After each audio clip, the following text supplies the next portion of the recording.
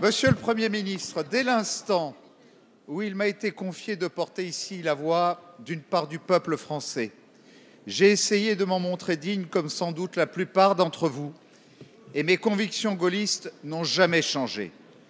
Aujourd'hui, plus de 6 millions de Français sont au chômage. Notre marché du travail est touché par une hyper-rigidité. Notre industrie s'éteint à petit feu. Et il y a urgence que nous libérions la France du joug des conservateurs de tous bords. Pire, après les drames que nous avons connus, nous savons que la menace terroriste est si forte que d'autres attentats peuvent survenir à tout instant.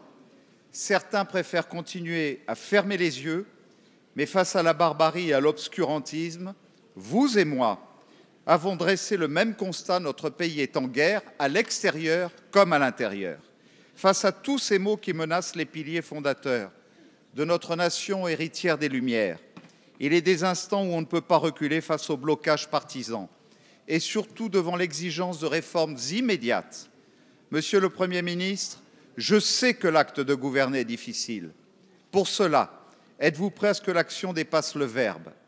Un dernier mot pour vous, mes chers collègues, pour remercier ceux des Républicains et du centre qui ne m'ont jamais fait défaut, et saluer ceux de tous bords avec lesquels j'ai entretenu des relations constructives. Face au chômage, nous avons connu notre part et nous connaissons notre part de responsabilité, État et collectivités, pour assouplir le temps de travail, protéger la production française, simplifier le code du travail.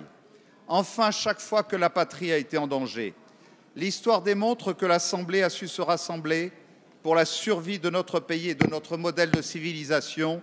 Je le dis donc avec force, Monsieur le Premier ministre, nous n'avons pas le droit de laisser la barbarie en héritage à nos enfants. On ne fait pas la guerre avec les lois de la paix. Merci, Monsieur Estrosi. La parole est à Monsieur le Premier ministre Manuel Valls.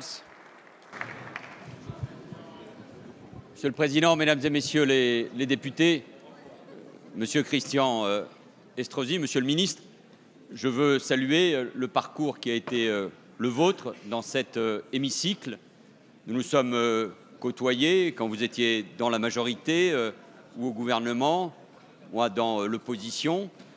Aujourd'hui, vous êtes dans l'opposition, mais vous quittez cette Assemblée et je veux saluer l'engagement qui a été le vôtre avec vos convictions. Et si nous avons eu souvent, parfois, des points de vue opposés, vous et moi, vous comme maire de Nice, moi comme ministre de l'Intérieur, nous avons toujours travaillé avec, me semble-t-il, au-delà de ces convictions, le sens de l'intérêt général. Et je voulais saluer votre parcours comme parlementaire de la République.